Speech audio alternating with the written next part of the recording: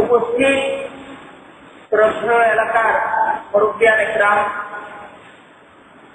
উপস্থিত আমার যুবক ভাইরা এবং মসজিদের এই মাইকের দ্বারা শ্রোতা আমার এলাকার মা ও বোনেরা, আসসালামু আলাইকুম ওয়া রাহমাতুল্লাহি ওয়া বারাকাতুহু। সর্বপ্রথম মহান রব্বুল আলামিনের দরবারে শুকরিয়া আদায় করতেছি যে তিনি আমাদেরকে তৌফিক দিয়েছেন আজকের এই ফজিলতপূর্ণ জুমার দিন, জুমার নামাজের পূর্বের এই বরকতপূর্ণ মুহূর্তে মসজিদের দিনই আলোচনা শোনার এক বরকতপূর্ণ মসজিদে তিনি আমাদেরকে বসার তৌফিক দিতেন। তাই আমরা আল্লাহ তাআলার দরবারে শুকরিয়া আদায় করি, বলি আলহামদুলিল্লাহ। আমরা আমাদের মসজিদে ধারাবাহিকভাবে গুরুত্বপূর্ণ বিষয়ে আলোচনা করতেছিলাম। আমাদের এই আলোচনার বিষয়বস্তু হল একজন মুমিনের জিন্দেগি কেমন হওয়া যায়। একজন মুমিনের পূর্ণ জিন্দেগি নবী করিম সাল্লাল্লাহু আলাইহি ওয়াসাল্লামের সঙ্গে অনুযায়ী হয়। তার পারিবারিক জীবন, তার ব্যক্তি জীবন, তার সামাজিক জীবন, তার রাজনৈতিক জীবন, তাকে মুমিনের জীবনের যতগুলো অধ্যায় আছে প্রত্যেকটা অধ্যায় নবী করিম অনুযায়ী হতে হবে। তখনই একজন মানুষকে চিন্তা জিন্দেগির যাবতীয় কাজগুলো নবী করিম সাল্লাল্লাহু আলাইহি ওয়াসাল্লামের সুন্নাহ অনুযায়ী করতে পারাটাই জিন্দেগি। শুধু নামাজ এবং রোজা, হজ এবং যাকাত করতে পারা, দিতে পারা, এটাই জিন্দেগি না। ইবাদত, বন্দেগী, লেনদেন, আখলাক, আচার আচরণ, স্বভাব চরিত্র, আমার বিশ্বাস, সমস্ত কিছু নবী করিম সাল্লাল্লাহু আলাইহি ওয়াসাল্লামের শিক্ষা অনুযায়ী দিতে হবে। তখনই আমি ইসলামের মাঝে প্রবেশ করলাম, তখনই আমি মুসলমান হইলাম। সাহাবায়ে জিন্দেগির সমস্ত কাজ নবী করিম সাল্লাল্লাহু আলাইহি ওয়াসাল্লামের তরিকা অনুযায়ী। সাহাবায়ে কেরাম আমাদের জিন্দেগির প্রত্যেকটা কাজ করার ক্ষেত্রে নবী করিম সাল্লাল্লাহু আলাইহি ওয়াসাল্লামের শিক্ষাটি এটাকে দেখতেন, নবীর জীবনকে দেখতেন, সেই অনুযায়ী নিজের জিন্দেগির মাঝে তা বাস্তবায়নের চেষ্টা করতেন। এমনকি সাহাবায়ে কেরামদের জিন্দেগিতে এরকম ছিল যে নবী করিম সাল্লাল্লাহু আলাইহি ওয়াসাল্লাম কিভাবে জুতা পরিধান করতেন, নবী করিম সাল্লাল্লাহু আলাইহি ওয়াসাল্লাম কিভাবে জুতা খুলতেন, সাহাবায়ে কেরাম ওনাদের জুতা পরিধান করা এবং জুতা খোলা এটাও নবীর তরিকায় করতেন। কিভাবে নবী করিম সাল্লাল্লাহু আলাইহি ওয়াসাল্লামের অনুকরণ সাহাবায়ে কেরাম করতেন। কোরআনে কারীমের মধ্যে মহান রব্বুল আলামিন আমাদের প্রতি হুকুম জারি করতেছেন, আমিনু কামা আমানান নাস। তোমরা ঈমান আনার দাবি করতেছো, মুসলমান হতে চাচ্ছ, তাহলে সাহাবায়ে কেরাম যেরকম ঈমান আনছিলেন, সাহাবায়ে কেরাম যেমন মুসলমান ছিলেন ওরকম মুসলমান হও। সাহাবায়ে কেরামদের মতো মুসলমান হওয়ার চেষ্টা করুন, সাহাবায়ে কেরামদের মতো ঈমানদার হওয়ার চেষ্টা করুন। সাহাবায়ে কেরাম ওনাদের ঈমান কেমন ছিল যে ওনাদের কালেমা পড়ার আগের জীবন আর কালেমা পড়ার পরের জীবন এক জীবন ছিল না, এক জীবন ছিল। কালেমা পড়ার দ্বারা ওনারা ওনাদের জিন্দেগিটাকে যে নবী করিম সাল্লাল্লাহু আলাইহি ওয়াসাল্লামের তরিকার উপর সুযোগ করে দিয়েছিলেন, আরোপ করে দিয়েছিলেন। দেশের মন চাই জিন্দেগিকে বাদ দিয়ে দিয়েছিলেন না। আগে কালেমা পড়ছি, এখন আমার বন্ধ চলার কোনো অধিকার আমার নাই। आगे बस बकरी मैं गुलाम मैं मेहमान नहीं। आइश इशरत के लिए इंसान नहीं, आइश इशरत के लिए इंसान नहीं, याद रख तू बंदा है मलगी।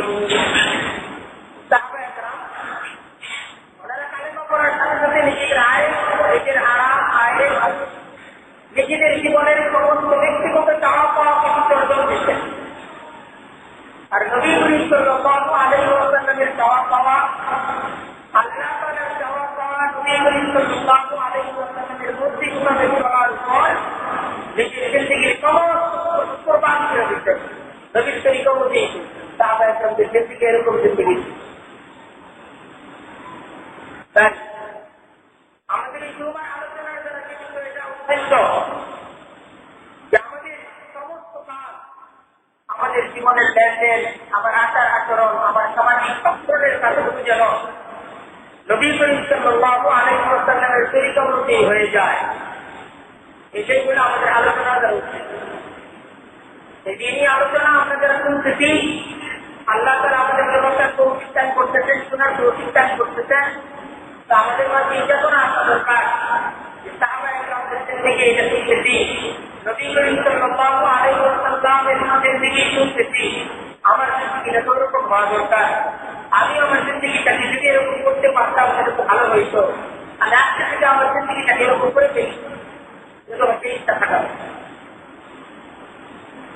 তাই আমাদের আলোচনার চলতেছিল একটি গুরুত্বপূর্ণ বিষয় যে বিয়ে শাদীর ক্ষেত্রে নবী করিম সাল্লাল্লাহু আলাইহি ওয়াসাল্লামের তরিকা কি। নবী করিম সাল্লাল্লাহু আলাইহি ওয়াসাল্লাম নিজে বিয়ে করতেন, কিভাবে করতেন। নবী করিম সাল্লাল্লাহু আলাইহি ওয়াসাল্লামের সাহাবায়ে কেরামদের বিবাহ কিভাবে হয়েছে, এরকম নবী করিম সাল্লাল্লাহু আলাইহি ওয়াসাল্লাম নিজে বাবা হিসেবে বিয়ে দিতেন। নিজের সন্তানের বিয়েটা নবী করিম সাল্লাল্লাহু আলাইহি ওয়াসাল্লাম কিভাবে দিতেন, একজন মুসলমানের সাথে জানা দরকার। এবং নিজে বিয়ে দেওয়ার ক্ষেত্রে এবং নিজে বিয়ে করার ক্ষেত্রে নবী করিম সাল্লাল্লাহু আলাইহি ওয়াসাল্লামের সেই তরিকা অনুসরণ মুসলমানের করা দরকার।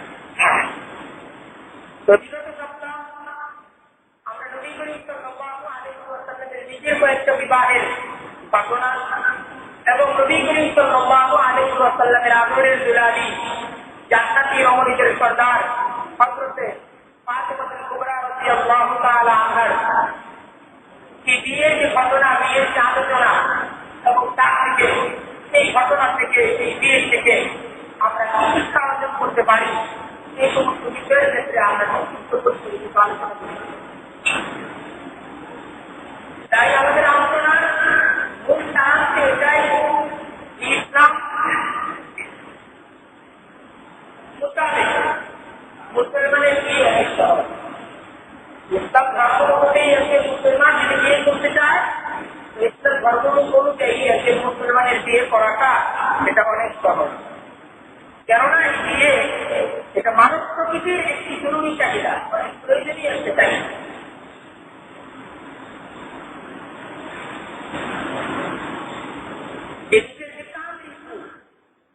এই রিপোর্টটি চাহিদা মানব স্বভাবের একটা জরুরি চাহিদা। আর এই বিয়ে হলো এই মানুষের এই চাহিদাটাকে পূরণ করার বৈধ পদ্ধতি, বৈধ পদ্ধতি। এই জন্য ইসলাম মানুষের স্বভাবজাত যে চাহিদা, এই চাহিদাটা যেন মানুষ সহজভাবে পূরণ করতে পারে, বিবাহ করাটা, বিবাহ দেওয়াটা অনেক সহজ ছিল। কিন্তু যদি এই মানুষের এই বৈধ চাহিদাটা পূরণ করার ক্ষেত্রে নানা ধরনের প্রতিবন্ধকতা আরোপ করা হতো, তখন মানুষের হয়তো অবৈধ পন্থায় সহজভাবে নিজের কাম দৃষ্টান্ত করার দিকে মানুষের কল্পনা ছিল। সেই ইসলাম এই বিষয়টাকে সহজ করে দিতে কঠিন করে নেয়। যে বৈধ পদ্ধতিটা সহজ, হালালটাকে ইসলাম সহজ করে দেয়, আর হারামটাকে ইসলাম কঠিন করে দিতে, বেবিচারটাকে কঠিন করে দিতে, আর বিয়েটাকে ইসলাম অনেক সহজ করে দিতে। যখন বিয়ে করাটা একজন মুসলমানের জন্য সহজ হবে, তখন সে বেবিচারের দিকে আগাবে না।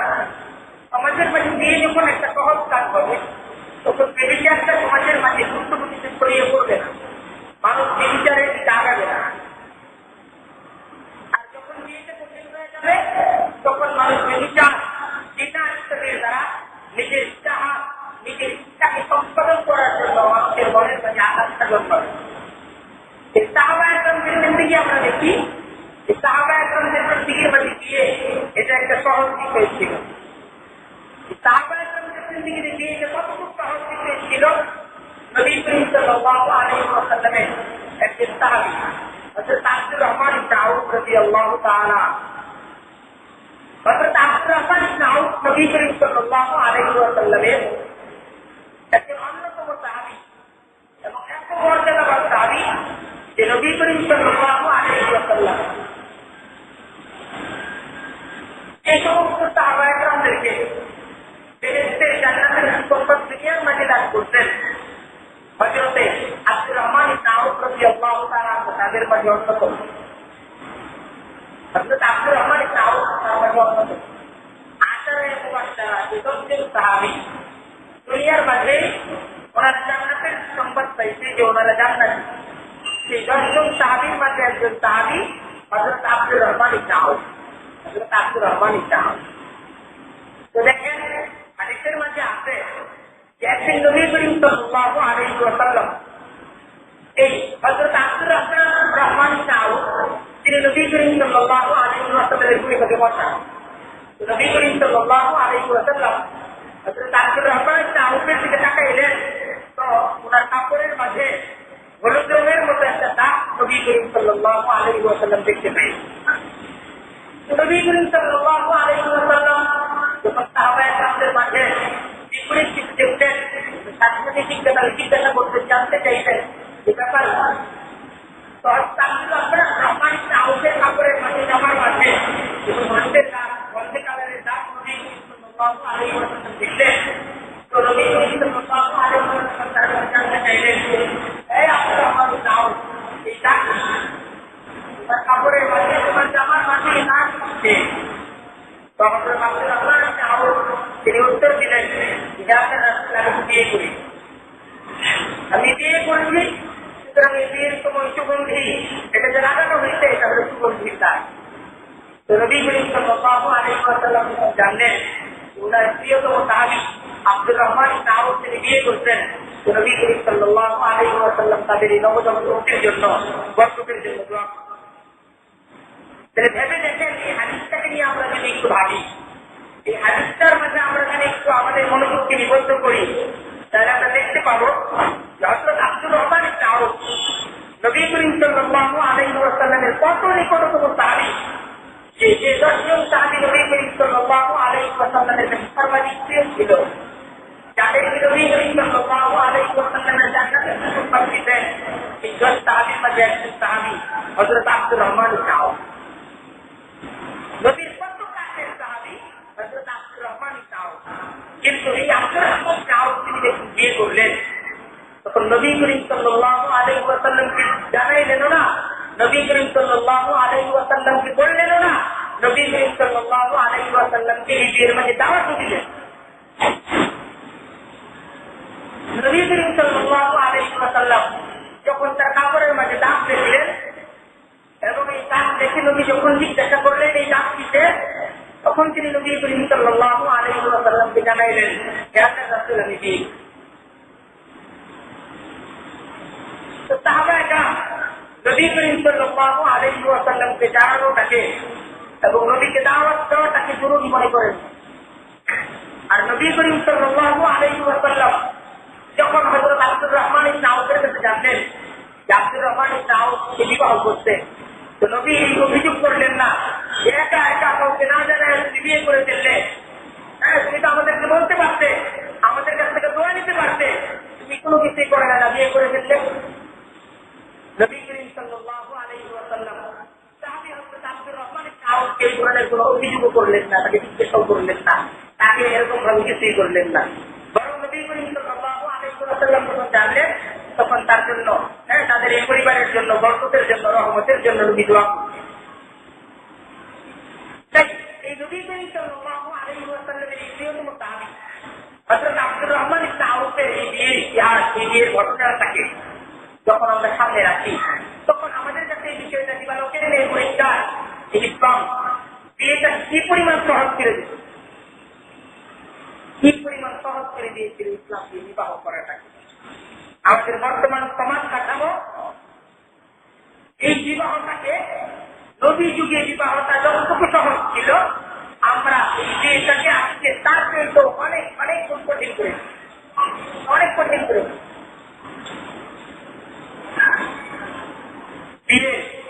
এই বাস্তবপূর্ণ শক্তির মাঝে আমরা অসংখ্য প্রথা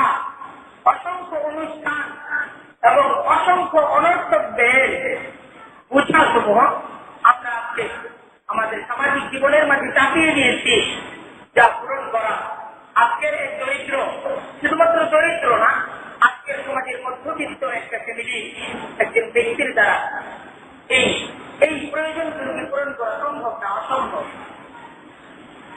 অসম্ভব হয়ে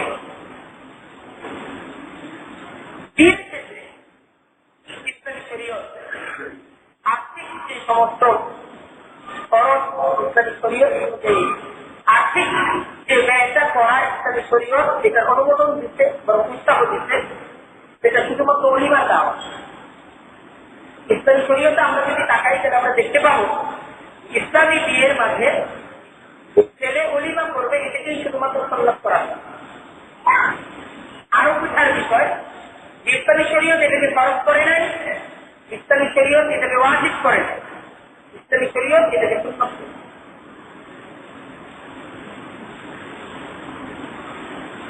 তারপর এই বিয়ের অলিমাটা যে সুন্নত, এই বিয়ের অলিমাটাও হলো প্রত্যেকটা ব্যক্তির নিজ সামর্থ্য অনুযায়ী করা। সামর্থ্যের চাইতে অতিরিক্ত কোনো কিছু ইসলাম কোনো ব্যক্তির উপর চাপায় না, চাপিয়ে দেয় নাই।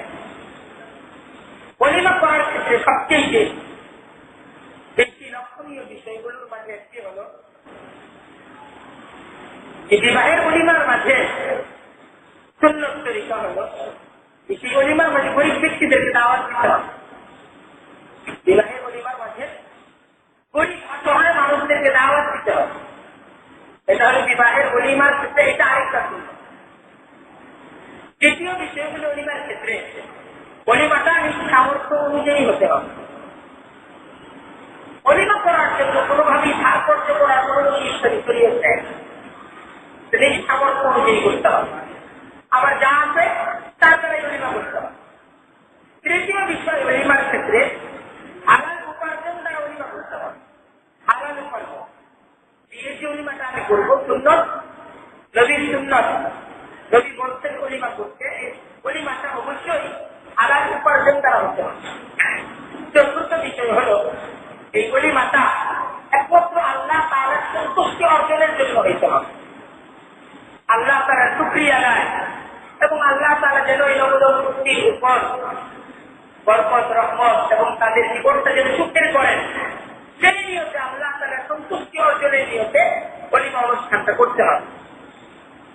আমরা যদি নবী করিম সাল্লাল্লাহু আলাইহি ওয়াসাল্লামের বিয়ের অলিমাগুলোর ইতিহাস নিয়ে যাচাই করি, পর্যালোচনা করি, তাহলে আমরা দেখতে পাবো যে উম্মুল মুমিনিন হযরত সালমা রাদিয়াল্লাহু তাআলা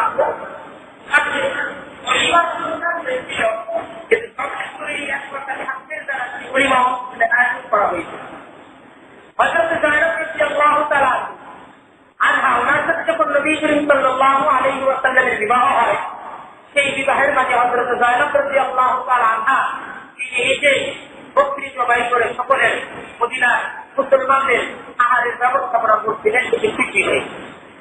হযরত সাফিয়া রাদিয়াল্লাহু তাআলা আনহা, ইতিপূর্বে আমরা আলোচনা করছি, যখন হযরত সাফিয়া রাদিয়াল্লাহু তাআলা আনহার সাথে নবী করিম সাল্লাল্লাহু আলাইহি ওয়াসাল্লামের বিবাহ সম্পাদিত হয়, সেই বিবাহের মাঝে অলিমার আয়োজন ছিল।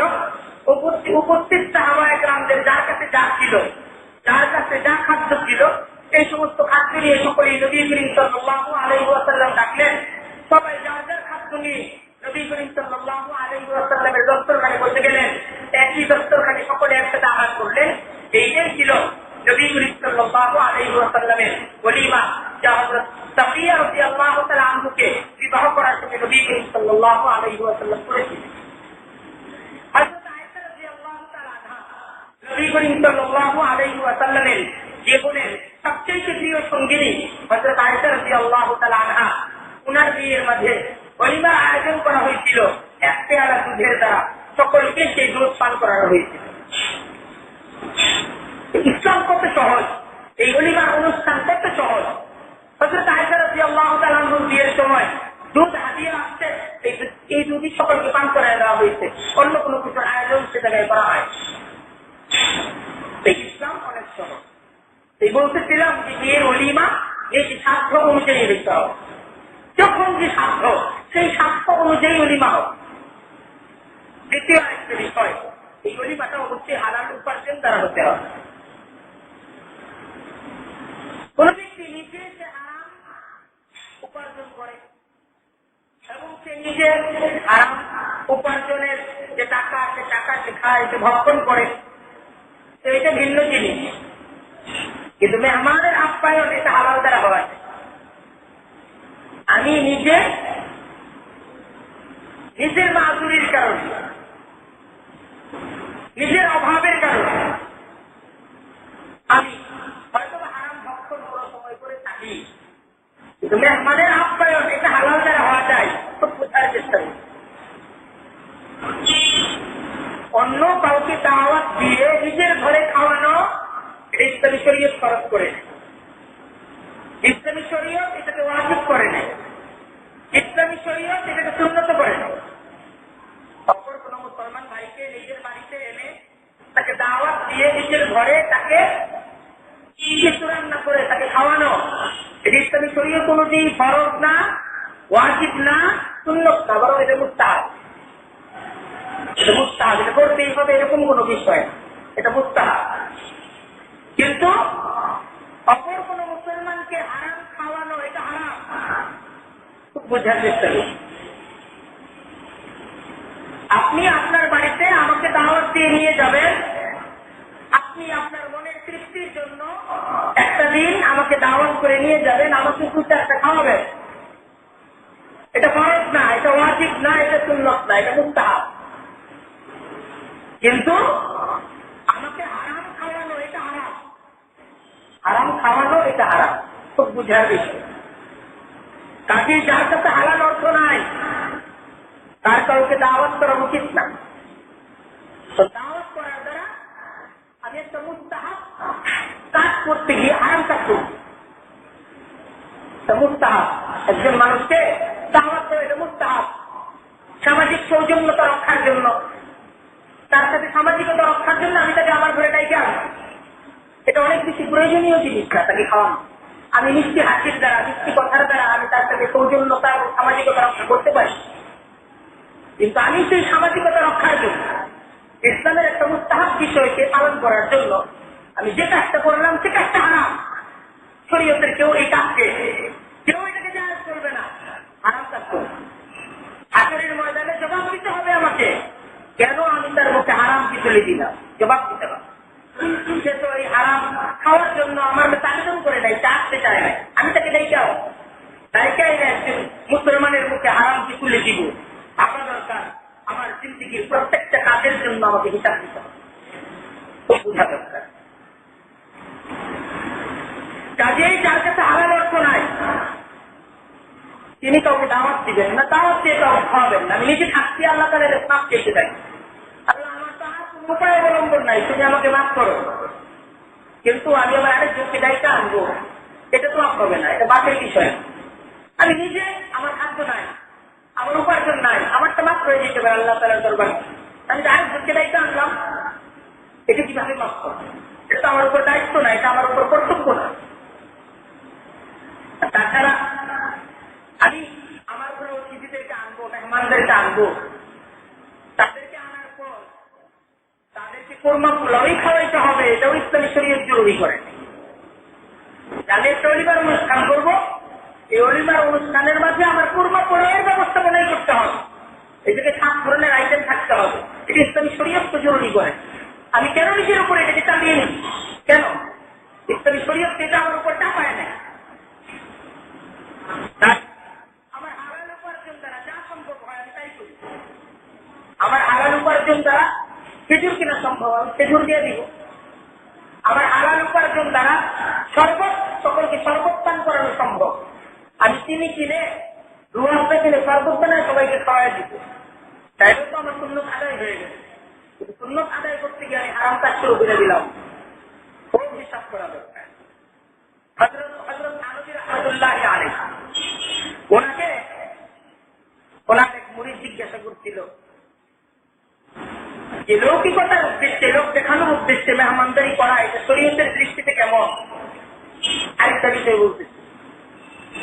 হযরত থানভী রাহমাতুল্লাহ আলাইহি জবাব দিলেন, এই সুনাম সুখ্যাতি এবং লোক দেখানোর জন্য কারো মেহমানদারি করা এটাও হারাম, এটাও হারাম। মেহমানদারি হইতে হবে শুধুমাত্র আল্লাহ তাআলার সন্তুষ্টির জন্য। আমি ওলিমার অনুষ্ঠান কেন করবো? এটা নবীর সুন্নাত, এর দ্বারা আল্লাহ সন্তুষ্ট হবে। কিন্তু আমি যখন করলাম, বিচার অনুষ্ঠান করলাম, লোকেরা দেখবে, আমাকে বাহবা দিবে। তো এই ক্ষেত্রে আসলে দেখা যায় লোকেদের বাহবা পাওয়া যায়, মূলত নাই। বাহবা পান এই ধরনের উদাহরণ, এই ধরনের ক্রেডিট এই সমাজের খুব কম মানুষই বলতে পারবেন যে না আমি বাহবা পাই, খুব কম মানুষই বলতে পারবেন। আর অপচয় তো হয়, অপচয়ের তো কোনো সীমা রেখা নেই। তাই উচিত হলো সুন্নাত আদায় হয়ে যায় সেইভাবে করা, এমন যেন না হয় লোক দেখানোর জন্য অনেক কিছু করবে। ইসলাম তো লোক দেখানোর কোনো কাজকে সমর্থন করে। কোন মুসলমান তো লোক দেখানোর জন্য কোনো কাজ করতে পারে না। মুসলমানের প্রত্যেকটা কাজ তো তার রবকে দেখানোর জন্য হয়, আল্লাহকে দেখানোর জন্য হয়, আল্লাহ তাআলাকে দেখানোর জন্য হয়। উনি ওনার নিজের বিয়ের ঘটনা বলতেছেন যে আমার অলিমার জন্য কাউকে দাওয়াত দিয়ে আমি আনি না, ঘরের মাঝে জায়গা ছিল না, তাই খাবার রান্না করে প্রত্যেকের বাড়িতে বাড়িতে পৌঁছে দেওয়া হয়েছে। কত সুন্দর পদ্ধতি। হ্যাঁ, আমার ঘরে জায়গা নাই, আমার কমিউনিটি সেন্টার ভাড়া করার দ্বারা হাজার হাজার টাকা নষ্ট করা, অপচয় করার কোনো প্রয়োজন নাই। ইসলামী শরীয়ত কমিউনিটি সেন্টারের মাঝে গিয়ে বিবাহ সম্পাদন করতে হবে, এটাকে জরুরি করে। আমার ঘরে জায়গা নাই, আমি খাবার রান্না করে বাড়ি বাড়ি পৌঁছে দিতে পারি, মানুষদেরকে আনতে হবে, বসাইতে হবে, এটা তো ইসলামী শরীয়ত জরুরি করে। মুসলমানের প্রত্যেকটা কাজ তো নবীর তরিকা অনুযায়ী হবে, ইসলামী শরীয়ত অনুযায়ী হবে। ওলিমা এটা সুন্নাত, কিন্তু কিছু কিছু ক্ষেত্রে ওলিমা এটা নিষিদ্ধ, বোঝার চেষ্টা করছি। নবী করিম সাল্লাল্লাহু আলাইহি ওয়াসাল্লাম হাদিসের মাঝে ইরশাদ করেন, সর্বনিকৃষ্ট খাদ্য ওই ওলিমার খাদ্য যাতে গরিবদের বাদ দিয়ে শুধু বিত্তবানদেরকে দাওয়াত করা। যে ওলিমার মাঝে গরিবদেরকে বাদ দিয়ে শুধু বিত্তবান লোকদেরকে দাওয়াত করা হয়, ওলিমা তো সুন্নাত। কিন্তু সেই সুন্নতের খাবারকে নবী করিম সাল্লাল্লাহু আলাইহি ওয়াসাল্লাম হাদিসের মাঝে বলতেছেন সর্বনিকৃষ্ট খাদ্য। এবং অন্য হাদিসের মাঝে নবী করিম সাল্লাল্লাহু আলাইহি ওয়াসাল্লাম ইরশাদ করেন, যেই ওলিমার মাঝে গরিবদেরকে দাওয়াত করা হয় না, সেই ওলিমার মাঝে কারো না যাওয়া উচিত। মুসলমান যেন সেই ওলিমার অনুষ্ঠানে না যায়। অথচ আজকে যে ওলিমার অনুষ্ঠানে গরিবদেরকে দাওয়াত করা হবে, আজকে আমাদের মুসলমানদের অবস্থা, সেই ওলিমার অনুষ্ঠানে আমি হয়তো বা যাবো, খুব ভাবা দরকার। এই ওলিমার অনুষ্ঠানে গরিবদের দাওয়াত থাকতে হবে। উপলক্ষে ইসলাম অবশ্যই আনন্দ বিনোদন করার অনুমতি দেয়, কিন্তু সেই আনন্দ মানে আমাকে গুনাহ করতে হবে, অন্যথায় আমার জীবন আনন্দময় হয় না। আমাদেরকে এই মনোভাবটা পাল্টিয়ে ফেলতে হবে, এই মনোভাবটা পাল্টাইতে হবে। আমরা শরীয়ত অনুযায়ী কোনো কাজ করার মাঝে আনন্দ পাই না। আমরা মনে করি যে আনন্দের সমস্ত উপকরণ, আনন্দ করার সব ধরনের ব্যবস্থাপনা হয়তো গুনাহের মাঝে আছে। অথচ আমরা যদি ইসলামী শরীয়ত দেখতাম, আমরা যদি ইসলামী শরীয়তকে বোঝার চেষ্টা করতাম, তাহলে আমরা বুঝতাম যে ইসলামী শরীয়ত কত সুন্দর, আমার নবীর জিন্দেগি কত সুন্দর ছিল, আমার সাহাবায়ে কেরামদের জিন্দেগি কত তৃপ্তিকর ছিল। আমি নবীর সুন্নতকে ছেড়ে দিয়ে, সাহাবায়ে কেরামদের তরিকাকে ছেড়ে দিয়ে আমি কিন্তু আনন্দ পাচ্ছি না। আমার জিন্দেগি এখন সাক্ষাৎ জাহান্নামে পরিণত। আমার জিন্দেগির মাঝে আনন্দ না, কারণ আমি আনন্দকে খোঁজার জন্য আমি সাহাবায়ে কেরামদের তরিকাকে বাদ দিচ্ছি, আমি আমার নবীর তরিকাকে বাদ দিচ্ছি, আমি তাদের তরিকাকে গ্রহণ করছি, যারা আমার বুকের মাঝে বুলেট দ্বারা আমাকে বারবার যুদ্ধ করার পরও যারা আজ পর্যন্ত শান্তি এবং শক্তির নিঃশ্বাস তারা ফেলে নেয়। আমি তাদের অনুকরণের দ্বারা আমি শান্তির পথে দিই। আজকে 1500 বছর ব্যাপী যারা মুসলমানদের বুকের মাঝে বুলেট করতেছে, মুসলমানদের লাশকে নিয়ে যারা হেলিকপ্টার করতেছে, মুসলমানদের লাশের উপর যারা নাচানাচি করতেছে, আনন্দ করতেছে, আমি মনে করতেছি তাদের অন্ধ অনুকরণের মাঝেই হয়তোবা আমার জীবনের তৃপ্তি এবং শান্তি ফিরে আসে। মুসলমান, তোমার জিন্দগির শান্তিতে তোমার নবীর তরিকাকে মানার মাঝে, তোমার নবীর সুন্নতকে মানার মাঝে, সাহাবায়ে কেরামদের অনুসরণের মাঝে প্রত্যেকটা মুসলমানের হৃদয়কে অনুধাবন করো, হৃদয়কে অনুধাবন করো। বর্তমানে এই উপলক্ষে আরেকটা জরুরি বিষয় এবং আরেকটি ফ্যাশন, এটা গান বাজদের আয়োজন করতে সমাজের নেতৃস্থানীয় ব্যক্তি, এমনকি যারা আমরা নামাজ পড়ি, আমরা রোজা রাখি, ধর্মকে বুঝি, ধর্মকে মানি, ধর্মীয় কাজে সহযোগিতা করি। আমাদের ক্ষেত্রেও দেখা যায় যে আমরা যখন নিজে সন্তানের বিবাহটা এসে যায় তখন আর আমরা বিরত থাকতে পারি না, মনে করি না একটু গান হওয়া দরকার, একটু বাদ্য হওয়া দরকার, একটু উৎসব হোক। আর এই সমস্ত উৎসবের মাঝে হয় কি, যুবক এবং যুবতীদের নৃত্য গীত, এটা রাতের পর রাত চলতে থাকে। তো মুসলমান সমাজ এরকম হইতে পারে না, চরম নির্লজ্জতা এবং চরম ভয়াবহ। এবং সবচেয়ে দুঃখজনক বিষয়, সবচেয়ে কষ্টকর বিষয়, আজকে মুসলমানের খুব করে চিৎকার করা দরকার এই জন্য যে আমরা এই গুনাহের কাজগুলোকে যে সম্পাদন করতেছি, তো গুনাহের নিয়তেই করতে, এটা না বুঝে না, বুঝে সুঝে তারপরে এতটুকু গুনাহ করতে হয়। এই গুনাহ করার নিয়তে আমরা গুনাহ করছি, এটা পাপের নিয়তে করতেছি না, না বুঝা করতেছি না, গুনার নিয়তেই গুনাহ করছি। আমার জবাব কি হবে আল্লাহর যদি আমার মৃত্যু হয়ে যায়? নবী করিম সাল্লাল্লাহু আলাইহি ওয়াসাল্লাম হাদিসের মধ্যে ইরশাদ করেন যে আখিরি জমানায় আমার উম্মতের একদল উম্মত, আমার উম্মতের এক জাতির লোকদেরকে এদের দৈহিক আকৃতি বিকৃত করে এদেরকে শূকর এবং বানরে পরিণত করে দেওয়া হবে। তো সাহাবায়ে কেরাম ওনারা নবী করিম সাল্লাল্লাহু আলাইহি ওয়াসাল্লামের কাছে জানতে চাইলেন, ইয়া রাসূলুল্লাহ, তারা কি মুসলমান হবে? তো নবী করিম সাল্লাল্লাহু আলাইহি ওয়াসাল্লাম বললেন যে না, তারা মুসলমান হবে। এমনকি তারা আল্লাহ তাআলার একত্ববাদী বিশ্বাসী হবে, এমনকি তারা আমার রিসালাত আমাকে নবী হিসেবে মানবে, এমনকি তারা মসজিদে এসে নামাজ আদায় করবে, এমনকি তারা এরকম ভাবে রমজান মাসে রোজা রাখবে। কিন্তু তাদের অপরাধ হবে তারা এরকম ভাবে বাদ্য বাজাবে, বাদ্য শুনবে, আর তারা শরাব পান করবে। এই অপরাধের কারণে তাদের দৈহিক আকৃতিকে বিকৃত করে তাদেরকে শূকর এবং বানরে পরিণত করা হবে। কত কঠিন শাস্তির কথা নবী করিম সাল্লাল্লাহু আলাইহি ওয়াসাল্লাম ওনার হাদিসের মাঝে ইরশাদ করে গেছেন। আর সেই গুনাহের কাজকে আমরা নির্লজ্জ ভাবে, ওপেন ভাবে সমাজের মধ্যে শুধু নিজের ঘরে না, একাকী নির্বিলিতে না, সমাজের বাকি মানুষদের শান্তিকে বিনষ্ট করে আমরা সমাজের মাঝে বিশৃঙ্খলাকে করার চেষ্টা করি এবং তার মধ্যে অসংখ্য মানুষকে কষ্টে রেখে আমরা নিজেদের আনন্দকে উপভোগ করার চেষ্টা করি। আল্লাহ তাআলার দরবারে হিসাব দিতে হবে। একজন মুসলমানের জিন্দেগি হিসাবের জিন্দেগি, একজন মুসলমানের জিন্দেগি তার তো মনচাহি জিন্দেগি না, রবচাহি জিন্দেগি। একজন মুসলমান জানে আমাকে আমার প্রভুর সামনে দণ্ডায়মান হইতে হবে, আমার জিন্দেগির প্রত্যেকটা কাজের হিসাব দিতে হবে, প্রত্যেকটা কাজের হিসাব দিতে হবে।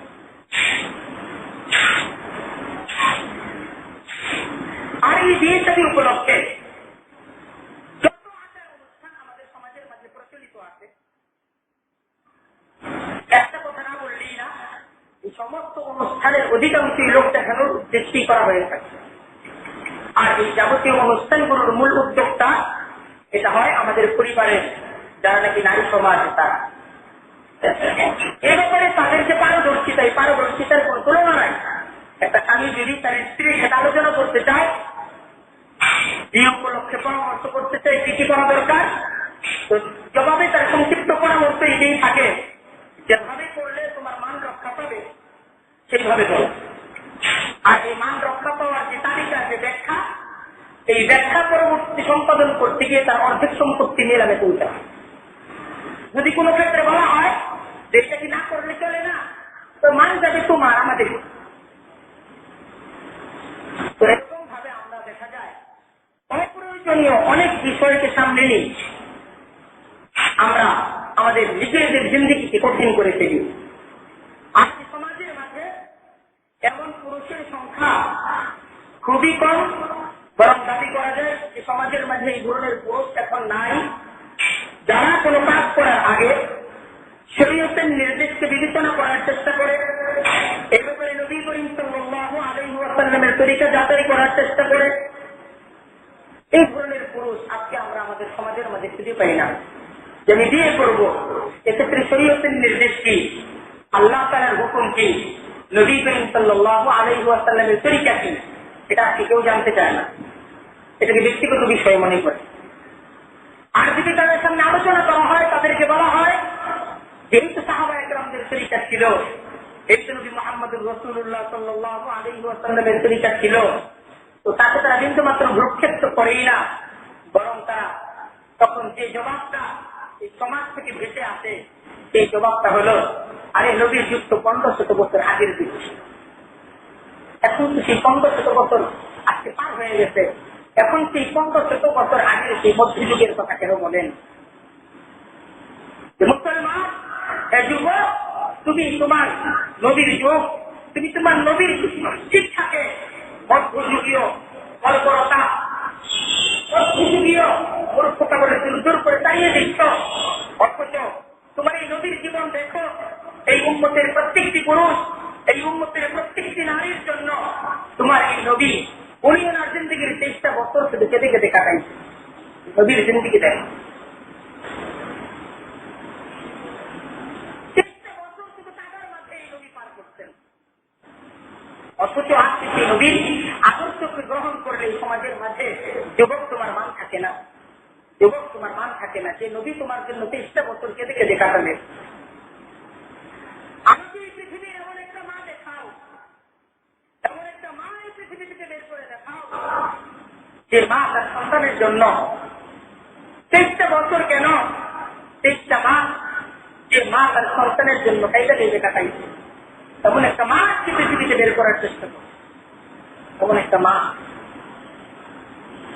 বরং নিজের সন্তানের জন্য লাগাতার অবিরাম 23 ঘন্টা কেঁদেছে।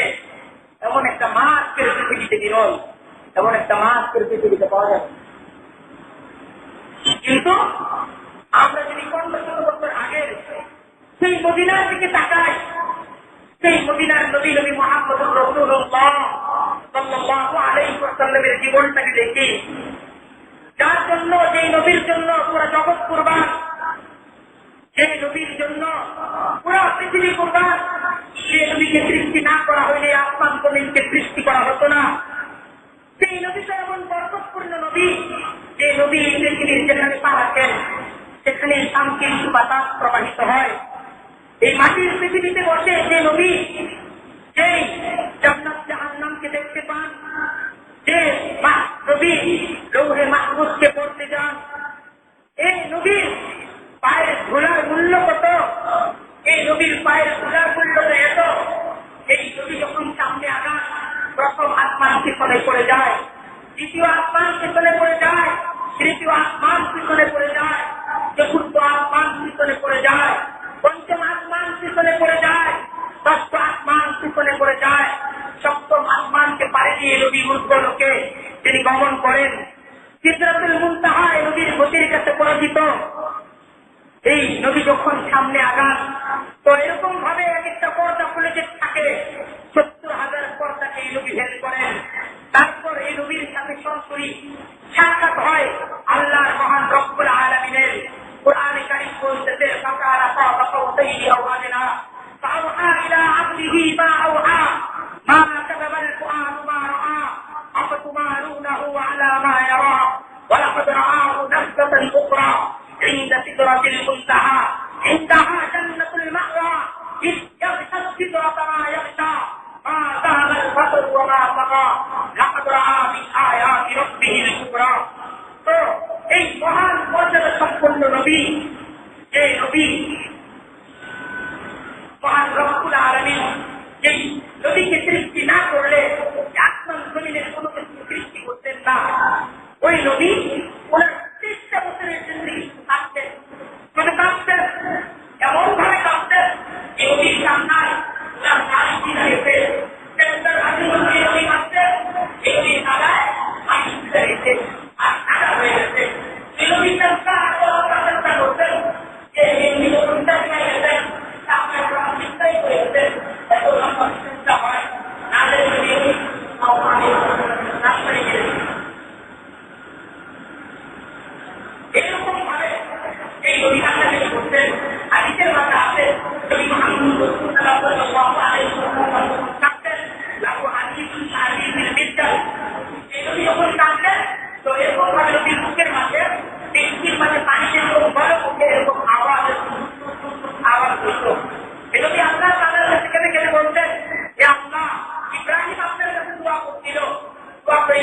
বলছিল, প্রভু তোমার ইচ্ছা আপনি রহম করতে পারো, তোমার ইচ্ছা আপনি ক্ষমা করে দিতে পারো।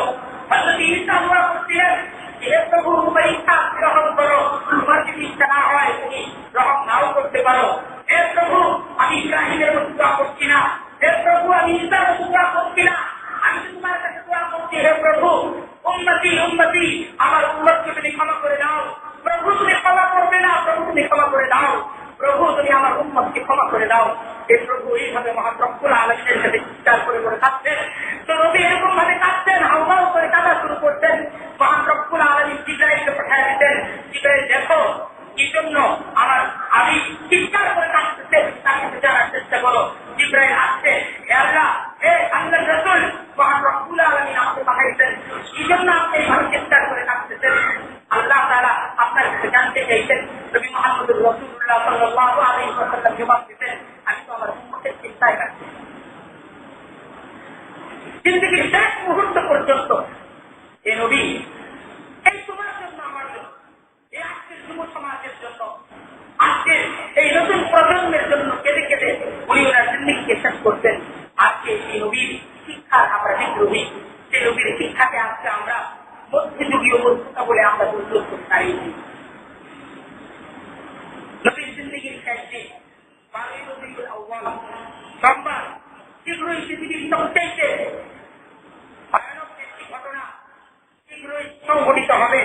সেই ঘটনা ইতিপূর্বে ঘটে নাই, ভবিষ্যতে আর কোনদিন ঘটবে না। হযরত জিবরাইল রাদিয়াল্লাহু আলাইহি ওয়াসাল্লাম তিনি কাঁদতে কাঁদতে নবী করিম সাল্লাল্লাহু আলাইহি ওয়াসাল্লামের হুজরার মাঝে ঢুকলেন। হযরত জিবরাইল আলাইহি ওয়াসাল্লামের সাথে আরেকজন ফেরেশতা, যে ফেরেশতা ইতিপূর্বে কখনো পৃথিবীতে আসে নাই, ভবিষ্যতেও কোনদিন আসবে না। হযরত জিবরাইল রাদিয়াল্লাহু আলাইহি ওয়াসাল্লাম নবী করিম সাল্লাল্লাহু আলাইহি ওয়াসাল্লামের হুজরার মাঝে ঢুকলেন। দুজনই নবী করিম সাল্লাল্লাহু আলাইহি ওয়াসাল্লামের সাথে আদবের সাথে দাঁড়িয়ে আছেন। নবী করিম সাল্লাল্লাহু আলাইহি ওয়াসাল্লাম জিজ্ঞাসা করলেন, কি বিষয়? হযরত জিবরিল উত্তর দিলেন, ইয়া রাসূলুল্লাহ, মালাকুল মউত বাইরে দাঁড়ায় আছে, আপনি অনুমতি দিলে মালাকুল মউত প্রবেশ করবে। আপনি যদি অনুমতি দেন মালাকুল মউত প্রবেশ করবে। একটু ভাবা দরকার, একটু চিন্তা করা দরকার। যে নবীর অনুমতি তারা মালাকুল মউত তার ঘরে প্রবেশ করতো না। আমরা এই নবীর বিদ্রোহী, সেই নবীর শিক্ষাকে আমরা মধ্যযুগীয় শিক্ষা বলে, মধ্যযুগীয় মূর্খতা বলে আমরা বিরোধী করে দাঁড়িয়ে যাই। নবী করিম সাল্লাল্লাহু আলাইহি ওয়াসাল্লাম অনুমতি দিলেন, মালাকুল মউত নবী করিম সাল্লাল্লাহু আলাইহি ওয়াসাল্লামের হুজরার মাঝে ঢুকলো। মালাকুল মউত হযরত আজরাইল নবী করিম সাল্লাল্লাহু আলাইহি ওয়াসাল্লামকে বললেন যে আল্লাহ তাআলা আমাকে হুকুম দিতেন আমি যেন আপনার অনুমতি নিয়ে আপনার ঘরে প্রবেশ করি। আপনি অনুমতি না দিলে আমি যেন ফিরে যাই।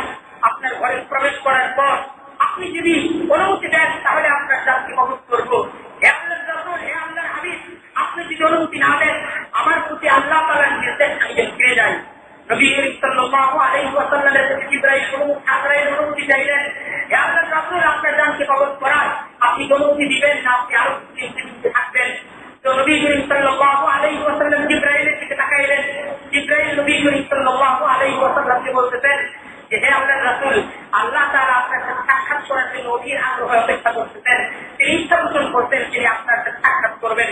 নবী করিম সাল্লাল্লাহু আলাইহি ওয়াসাল্লাম জিবরাইলকে বললেন, জিবরাইল যাও, জিবরাইল যাও, তুমি আল্লাহ তাআলার কাছ থেকে জেনে আসো আমার যখন মৃত্যু হয়ে যাবে তখন আমার উম্মতের কি অবস্থা হবে, আমার উম্মত এতিম হয়ে যাবে, এই উম্মতকে কে দেখবে? এই উম্মত আমরা, যে নবী তার জিন্দেগির শেষ মুহূর্ত পর্যন্ত এই উম্মতকে বলেন নাই। জিবরাইল আসলেন, নবী করিম সাল্লাল্লাহু আলাইহি ওয়াসাল্লামকে সান্ত্বনা দিলেন, আপনার উম্মতকে আল্লাহ তাআলা তিনি দেখবেন। নবী করিম সাল্লাল্লাহু আলাইহি ওয়াসাল্লাম অনুমতি দিলেন। আজরাইল নবী করিম সাল্লাল্লাহু আলাইহি ওয়াসাল্লামের জানকে কবজ করলেন।